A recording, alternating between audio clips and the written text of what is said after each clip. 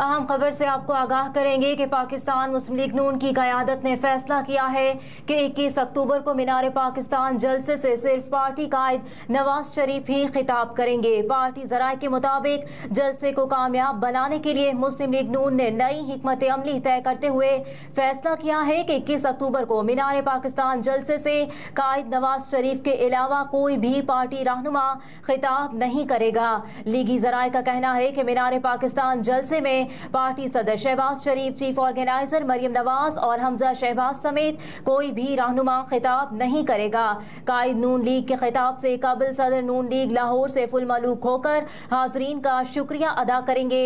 ذرائع کا مزید بتانا ہے کہ سابق وزیر اعظم اپنے خطاب میں مسلم لیگ نون کے کارکنان کو بیانیہ دیں گے۔ صرف نواز شریف کے خطاب کی تجویز چیف آرگنائزر مریم نواز کی جانب سے دی گئی ہے۔ مریم نواز کی تجویز سے پارٹی کے بڑوں نے اتفاق بھی کر لیا ہے۔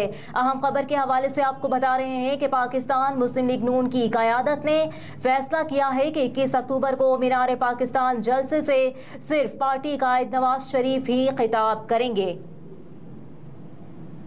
ایک اور اہم خبر سے آپ کو آگاہ کریں گے کہ بھارتی خفیہ ایجنسی را کی سہولت کاری کا کیس ملزمان کا 7 روزہ جسمانی ریمانڈ منظور کر لیا گیا ہے۔ اسلام آباد کی انسداد دہشت گردی کی عدالت نے بھارتی خفیہ ایجنسی را کی سہولت کاری کے کیس میں معز احمد اور مہران یوسف کا 7 روزہ جسمانی ریمانڈ منظور کر لیا ہے۔ انسداد دہشت گردی عدالت کے جج ابوالحسنات ذوالقرنین نے بھارتی خفیہ ایجنسی را کی سہولت کاری کے کیس کی سماعت کی۔ ملزمان معز احمد، مہران یوسف کو عدالت میں پیش کیا گیا۔ تفتیشی افسر کی جانب سے دونوں ملزمان کے مزید جسمانی ریمانڈ کی استدعا کی گئی۔ تفتیشی افسر نے عدالت کو بتایا کہ دونوں ملزمان را کو معلومات فراہم کرنے میں ملوث تھے۔ فراہم کی گئی معلومات پر مزید تفتیش درکار ہے۔ جج ابوالحسنات ذوالقرنین نے دونوں ملزمان کا 7 روزہ جسمانی ریمانڈ منظور کرتے ہوئے سماعت ملتوی کر دی ہے۔ ابھی آپ کو بتائیں کہ چیئرمین تحریک انصاف کی 9 مقدمات میں درخواست ضمانت خارج کرنے کا فیصلہ کالعدم قرار دے دیا گیا۔ اسلام آباد ہائی کورٹ نے چیئرمین تحریک انصاف کی 9 مقدمات میں درخواست ضمانت خارج کیے جانے کا سیشن عدالت کا فیصلہ کالعدم قرار دے دیا۔ چیف جسٹس اسلام آباد ہائی کورٹ جسٹس عامر فاروق کی سربراہی میں 2 رکنی بینچ نے فیصلے میں متعلقہ عدالتوں کو دوبارہ کیس سننے کا حکم دے دیا۔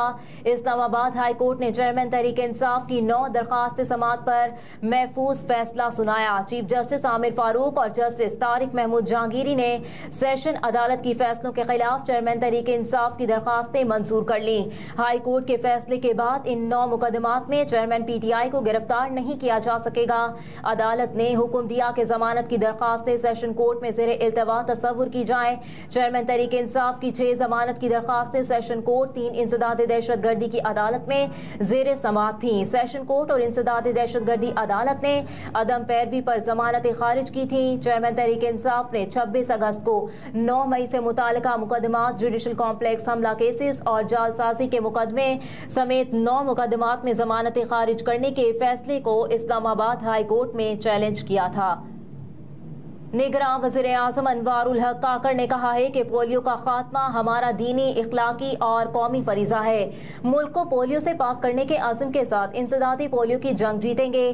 ملک گیر انسداد پولیو کی جنگ جیتیں گے۔ ملک گیر انسداد پولیو مہم کے آغاز کی تقریب سے خطاب کرتے ہوئے نگراں وزیر اعظم انوار الحق کاکڑ نے کہا کہ انہوں نے بچوں کو پولیو سے بچاؤ کے قطرے پلا کر 5 روزہ قومی انسداد پولیو مہم کا آغاز کر دیا ہے۔ اس مہم کے دوران 5 سال تک کی عمر کے 4 کروڑ 40 لاکھ سے زائد بچوں کو انسداد پولیو کے قطرے پلائے جائیں گے۔ نگراں وزیر اعظم نے کہا کہ اس قومی مہم میں 3.5 لاکھ پولیو ورکرز حصہ لے رہے ہیں جو ہمارے اصل ہیرو ہیں اور فرنٹ لائن ورکرز ہیں۔ حکومت ان کے شانہ بشانہ کھڑی ہو کر پولیو وائرس کے خاتمے کے لیے اپنے بین الاقوامی شراکت داروں کے ساتھ مل کر لڑ رہی ہے اور اس موذی مرض سے ہمیں اپنی آنے والی نسلوں کو بچانا ہے۔ مزید کہا کہ اس مہم کو ہم نے ایسا مشن سمجھ کر پورا کرنا ہے جس سے اقوام عالم اور امت مسلمہ کی ایسی تصویر پیش ہو کہ جس میں اپنے بچوں کی حفاظت کے لیے بھرپور عزم کا اظہار ہو اور اسی عزم کے ساتھ انسداد پولیو کی جنگ ہم ضرور جیتیں گے۔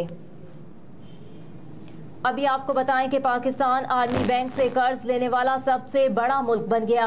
एक रिपोर्ट के मुताबिक साल 2023 में पाकिस्तान ने इंटरनेशनल डेवलपमेंट एसोसिएशन प्रोग्राम के तहत 2 अरब 30 करोड़ डॉलर्स का कर्ज लिया, जबकि IDA से सैलाब मुतासरीन को 1 अरब 70 करोड़ डॉलर की इमदाद फराहम की गई। रिपोर्ट में बताया गया है कि पंजाब में मौसमियाती तब्दीलियों का मुकाबला करने के लिए 20 करोड़ डॉलर का प्रोग्राम शुरू किया गया। रिपोर्ट के मुताबिक सैलाब मुतासरीन को मकानात की तामीर और फसलों के लिए इमदाद दी गई। सैलाब मुतासरीन को तालीम और सेहत के शोबों के लिए इमदाद दी गई। IDA के जरिए पाकिस्तान को बजट सपोर्ट के लिए 1 अरब डॉलर्स फराहम किए गए। रिपोर्ट में बताया गया कि पंजाब में मौसमियाती तब्दीलियों का मुकाबला करने के लिए 20 करोड़ डॉलर का प्रोग्राम शुरू किया गया।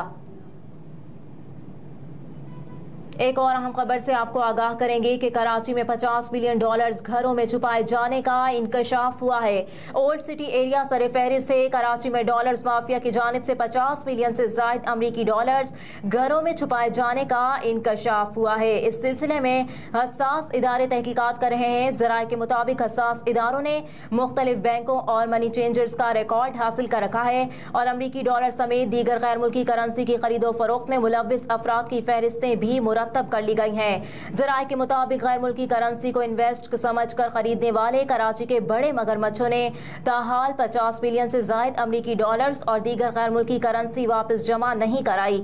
ऐसे माफियाज की फहरिस्तों में शामिल अफराद कराची के ओल्ड सिटी एरिया के इलाके लियारी, खारादार, मीठाधर, सदर, बात आईलैंड, क्लिफ्टन, डिफेंस और दीगर इलाकों के रिहायशी बताए जाते हैं। जबकि ज़राए के मुताबिक इस सिलसिले में मुरतब फहरिस्तों में शामिल अफराद के घरों पर टारगेटेड कार्रवाइयां शुरू की जा चुकी हैं। और एक और अहम खबर से आपको आगाह करेंगे कि फ्यूल प्राइस एडजस्टमेंट के खिलाफ 1090 दरखास्तों पर दलाइल तलब कर लिए गए हैं। सुप्रीम कोर्ट ने बिजली बिलों में फ्यूल प्राइस एडजस्टमेंट के खिलाफ 1090 दरखास्तों की समाअत 16 अक्टूबर तक मुलतवी करते हुए दलाइल तलब कर लिए हैं। चीफ जस्टिस पाकिस्तान काजी फाइज ईसा की सरबराही में 3 रुकनी बेंच केस की समाअत की, जिसमें अटॉर्नी जनरल ने अदालत से मोहलत मांगी, जिसे चीफ जस्टिस ने मुस्तरद करते हुए अटॉर्नी जनरल को आधे घंटे में तैयारी करने की तनबीह की। इस दौरान एडिशनल अटॉर्नी जनरल ने कहा कि इस केस में अटॉर्नी जनरल को नोटिस नहीं, वो खुद दलाइल देना चाहते हैं, अदालत कुछ मोहलत दे दे। चीफ जस्टिस ने कहा कि अगर आप खुद लिख कर कह दें कि आमिर रहमान नाअहल है, दलाइल नहीं दे सकते तो ठीक है, हम तो आमिर रहमान को नाअहल कहने की गुस्ताखी नहीं कर सकते।